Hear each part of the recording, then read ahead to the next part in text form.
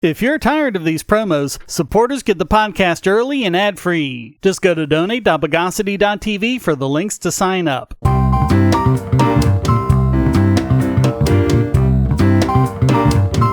Welcome to the Bogosity Podcast for the week of May 9, 2021, the podcast that invented double-sided playing cards.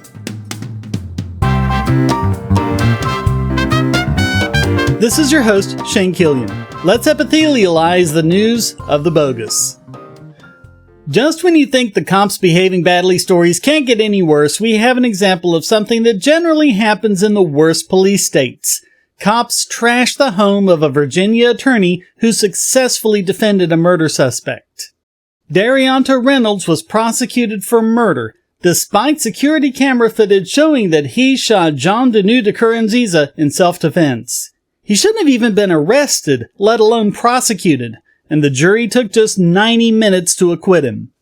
Well, apparently the Roanoke Police Department didn't like that result, so they raided the home of his attorney and stepmother, Cathy Reynolds. According to her lawsuit, quote, "D. Reynolds' acquittal sparked outrage in the Roanoke law enforcement community. Just 3 days after D. Reynolds' acquittal, defendants targeted Ms. Reynolds for retaliation.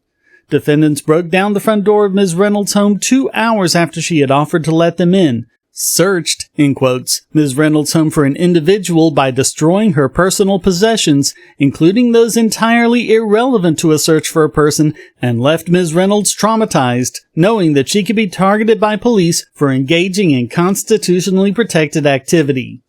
It's not just constitutionally protected activity, it's constitutionally necessary activity. Attorneys have to be able to defend their clients, especially when the prosecution is completely bogus as it was in this case.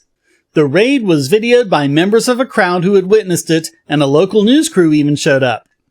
And check this out, quote, "Despite both screen door and storm door at the front entrance of Ms. Reynolds' home remaining unlocked, SWAT officers used an entry tool attached to the front of an armored vehicle to puncture the screen door and rip it free from Ms. Reynolds' home in its entirety.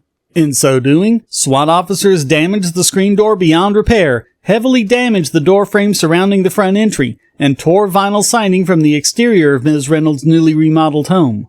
SWAT officers then entered Ms. Reynolds' home by turning the doorknob of the storm door, which remained on Ms. Reynolds' home, still unlocked, and pushing the door open in the manner a door is designed to operate."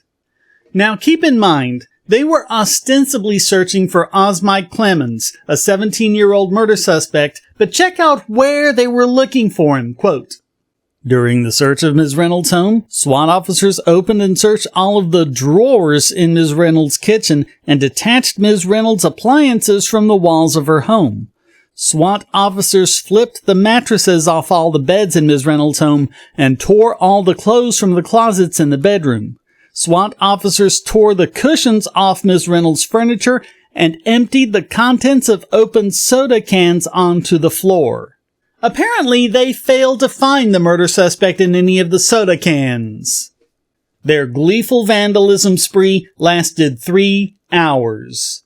Quote, "Defendants did all of this supposedly to search for a person who was not and had never been at Ms. Reynolds' home.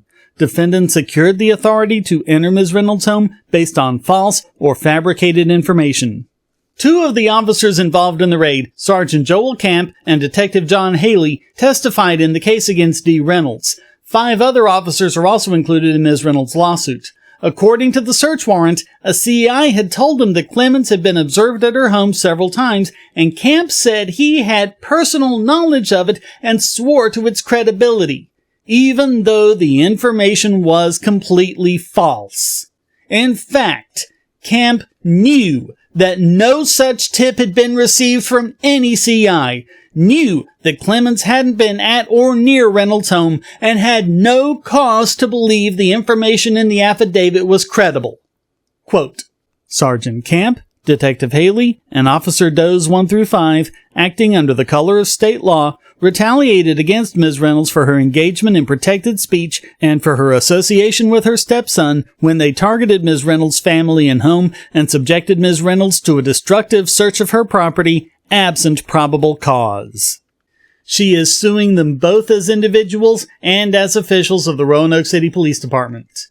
This is insane and out of control. Police should not be able to slam together a pack of lies to raid the home of a defense attorney they just testified against. No reasonable person could possibly deny that this was blatant retaliation. Certainly not when there's video of both the self-defense her stepson was acquitted of and video of the raid itself.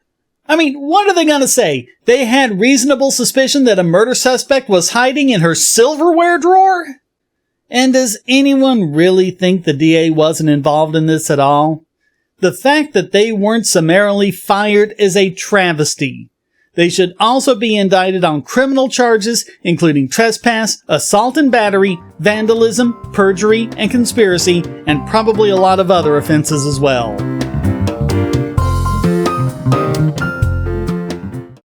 If you're looking for ways to support this channel, but you don't have any spare cash and you can't stand advertisements, you can do so by generating your own cryptocurrency.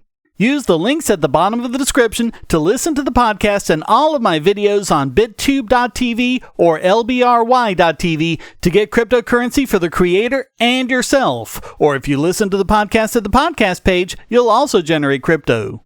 You can also go to airtime.bogosity.tv to get the airtime extension and generate crypto for yourself and the creators on the web anywhere you go, including my YouTube channel. Get 5 tubes free just for installing the extension and signing up, and then simply browse the web as normal.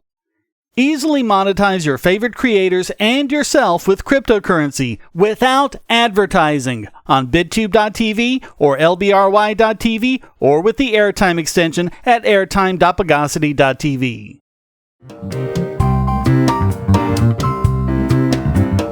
Yet another statistical analysis on the pseudoscience of COVID lockdowns. Not only do they seem to be doing potentially irreparable harm to the economy, they don't appear to be saving lives, according to a WalletHub study.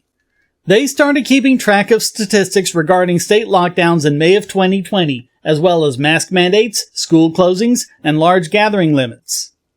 At the time, the strictest lockdown state was New Jersey, with New York a close second. South Dakota was the most open with almost no restrictions, followed by Utah. They kept track as various states both imposed and eased the various COVID restrictions designed to impede the spread of the virus. One undeniable association was unemployment, which was a direct result of the lockdowns, but what they didn't seem to affect was death rates. The states with the toughest COVID restrictions have the highest unemployment increases, but there's no discernible difference in death rates between them and the states with the fewest restrictions. As of early April 2021, 13 states still had tight restrictions in place, but also had relatively high death rates. 12 states had high restrictions and low death rates. 12 states with fewer restrictions had death rates comparable to the states with the tightest restrictions, but 13 states had both few restrictions and low death rates. In other words, it didn't make the slightest bit of difference. The strictest lockdown states had, on average, 1,423 COVID deaths per million people, compared to 1,449 in the most permissive states. That difference isn't even close to statistically significant. But the true believers are undeterred, like Dennis Nash, an epidemiologist at the CUNY School of Public Health, who said that things could have been totes different. Quote, "What if New York didn't lock down last March? We could have seen many, many more deaths over a rapid period." And that's based on what? All the states that didn't lock down in March but still didn't have any more deaths overall? How is this any different from a homeopath saying, "Yeah, but imagine how bad it would have been if we didn't give you sugar pills"? You'd think that if there were any real effect, certainly the level of effect you'd need to justify this horrendous abrogation of our basic liberties, then the statistics would make it obvious, just like they do with the unemployment statistics. And although COVID itself, and not just the lockdowns, may be responsible for some of the unemployment, a lot of states that didn't lock down, like some Midwestern states, actually have had a small decrease in unemployment. Regular listeners know this is far from the first such analysis. They tell us to listen to the science. Well, we are. And the science is really leading us to just one conclusion. It's just not the conclusion they wanted it to.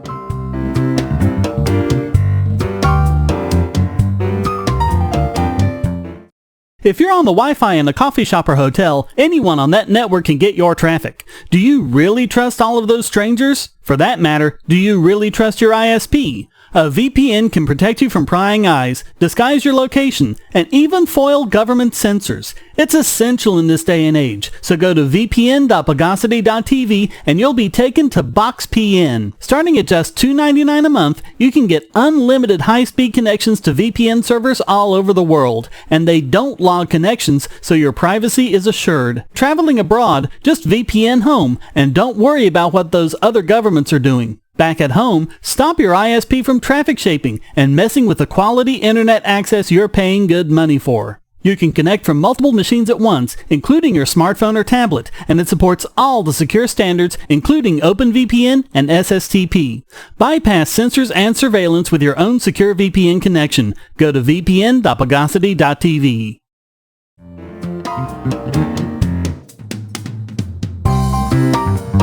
And another one on the pile of examples showing that the DMCA is rotten to the core and was from the very beginning.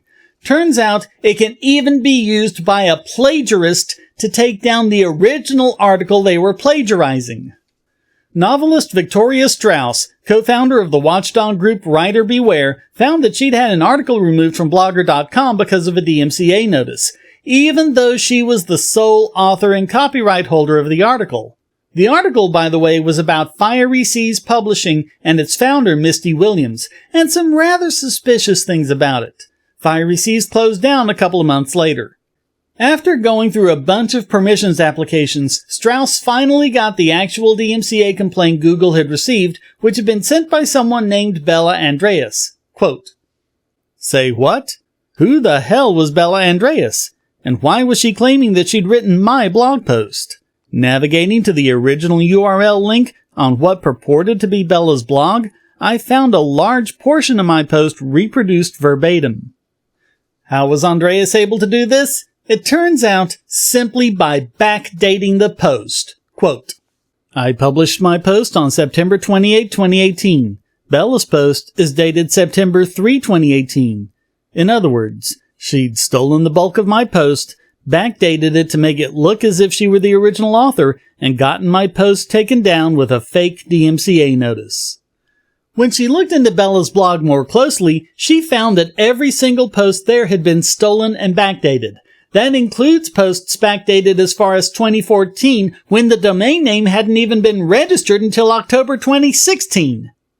Examining the source code, Strauss discovered that the actual posting date of the articles was between December 2020 and late March 2021. Quote, "My stolen post falls right in the middle of that brief time period. Bella published it on January 26, 2021, the same day she filed the DMCA notice. That's additionally confirmed by the date on the image upload." After filing a counter notice, Strauss was able to get her original post reinstated. It really left the question of what the hell this Andreas person was doing. She couldn't find any evidence of her being a writer, any connection with the publishing industry, or even any indication that it's a real name at all. And why did she go after Strauss's blog? And why that exact post? Quote, "It all seems completely weirdly random, except... At the end of my post is a postscript, in which I mention a certain agent who is known for his efforts to get references to himself removed from the web. Last spring, he contacted me to demand the takedown of certain of my tweets, a discussion on the Writer Beware Facebook page, and my Fiery Seas blog post. I did not comply. You can't DMCA tweets and Facebook threads, but you can DMCA blog posts, and remember I mentioned that Bella stole most of my post but not all of it? She omitted the intro, which linked back to Writer Beware, but she also omitted the postscript. Coincidence? You be the judge. We don't know what happened, but consider the possibility. Someone writes an article with a portion critical of you. You take the article, remove that portion, and post it yourself backdated, and then DMCA the original article. Now, the only version of the article that's available online is your edited version. Of course, she may have just gotten caught up as a random victim in a larger game. Apparently, all of the DMCA notices that people have been able to find from Andreas are on Google services and the DMCA sent to Google. That means they'll also get taken down from Google's search results. If they're the only source of these articles, that'll drive traffic to their site. Technically, filing a false DMCA notice is perjury, but as we've covered numerous times, good luck getting anyone to actually do anything about it. In Lenz v. Universal, the dancing baby case, Stephanie Lenz had to get the help of the EFF in her lawsuit against Universal Music, which resulted in a petition to the Supreme Court and even involvement from the Justice Department before Universal would settle. Something is going to have to be done. As we've covered at length since the birth of this podcast, the only thing that'll solve the problems is the complete repeal of the DMCA. Instead, things just seem to be going the other way, which means it'll just continue to get worse for independent content producers.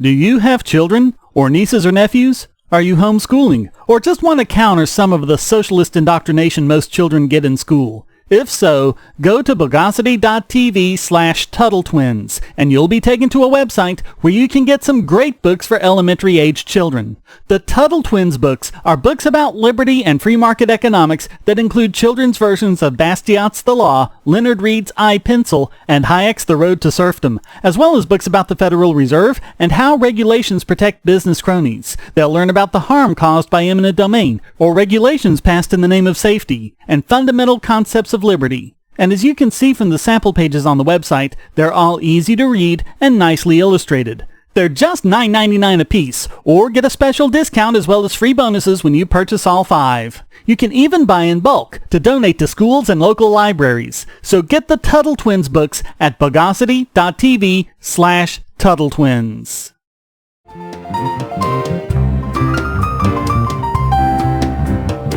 And now it's time to pre-notify this week's biggest Bogon emitter. And this week it goes to CBS, YouGov, and CNN for misrepresenting the results of polls regarding President Biden's first speech to Congress. Despite CNN claiming that the poll of their viewers showed, quote, a very positive reaction, the fact is it's horrendously worse than the rating given to the first speeches given by Trump and Obama. Very positive apparently means that 51% approved of his speech. Compare that to 68% from Obama's first speech and even 66% from George W. Bush's. Even Trump's first speech was 6 points higher at 57%, again of CNN's largely Democratic audience. Of course, only 22 million people tuned in for Biden's speech, about half of what tuned in for Trump's, so already it was more likely that a greater portion of viewers were true believers in the Church of St. Joseph. The really hilarious part was when CNN called Joe Biden's big spending agenda as moderate radicalism. Hey, CNN, was it short tallness too? Going over to the CBS YouGov poll, we see more than just the spin of an incredibly biased news outlet, but more of what we've covered in Bogosity from the very beginning, how easy it is to manipulate polls to begin with. Their poll claimed that 85% of Americans embraced Biden's speech, with just 15% disapproving, but the numbers were deliberately skewed from the word go. They polled 10,420 U.S. adults, but they whittled the sample size all the way down to 943, which included 510 Democrats, 235 left-leaning independents, and just 169 Republicans. Only 18% of respondents described themselves as very conservative or somewhat conservative. The Democrat and independent numbers add up to 79% of those polled, which represents 93% of the 85%. But if equal numbers of Democrats and Republicans had been polled, more in line with their portion of the population, it would have meant that a majority of Americans did not approve of Biden's speech. This isn't anything new, of course, but it's hard to find a case where the fraud is this bad. I mean, to use less than a tenth of those you spoke to, and less than a fifth of those represent the conservative half of the country? How can anyone call this anything other than fake news? So all of that makes CNN, CBS, and YouGov this week's biggest Bogon emitter.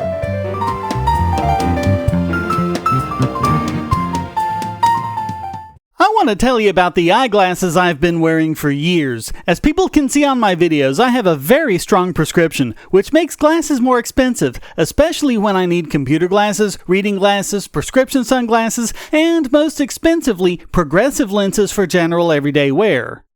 To save money while still getting quality glasses, I get them from Firmoo. In fact, I just got a pair of progressives with high-index aspherical lenses and a nice pair of frames my wife loves for just over $100. It would have been $500 to get them through my eye doctor.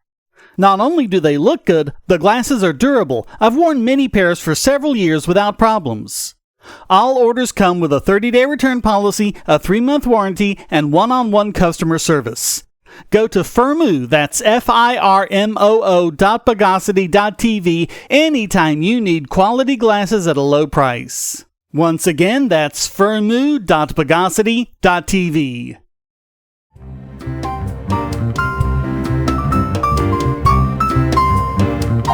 And now let's bromize this week's Idiot Extraordinaire. And this week it goes to Ohio State Senator Andrew Brenner, and this just has to be seen to be believed.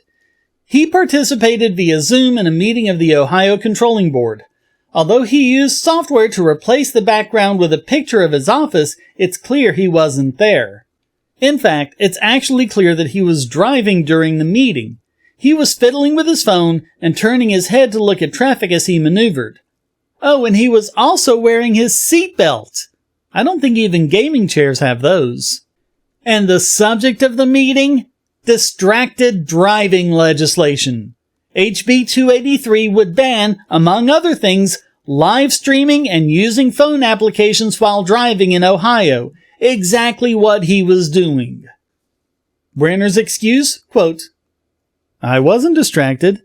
I was paying attention to the driving and listening to it." Gee, I wonder if the legislation would have an exception to that. "Oh, I know I was live streaming while driving, officer, but I was paying attention to the driving and just listening to it." Somehow, I don't think that'll fly. Rules for thee, not for me. The silly part is, it'd be a lot more believable if he hadn't bothered with a virtual background and hadn't constantly been fiddling with his phone. His attempt to cover for it made him way more distracted than if he'd actually kept his camera off and just had the audio going. So all of that makes Andrew Brenner this week's Idiot Extraordinaire.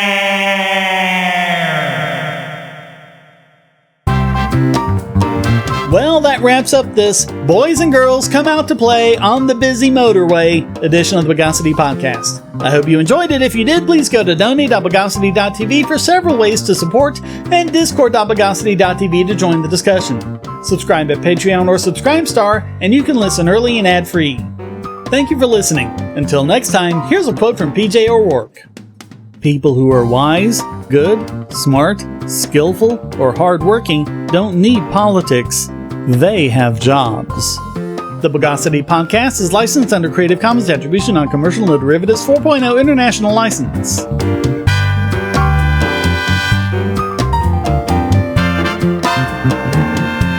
Bogosity.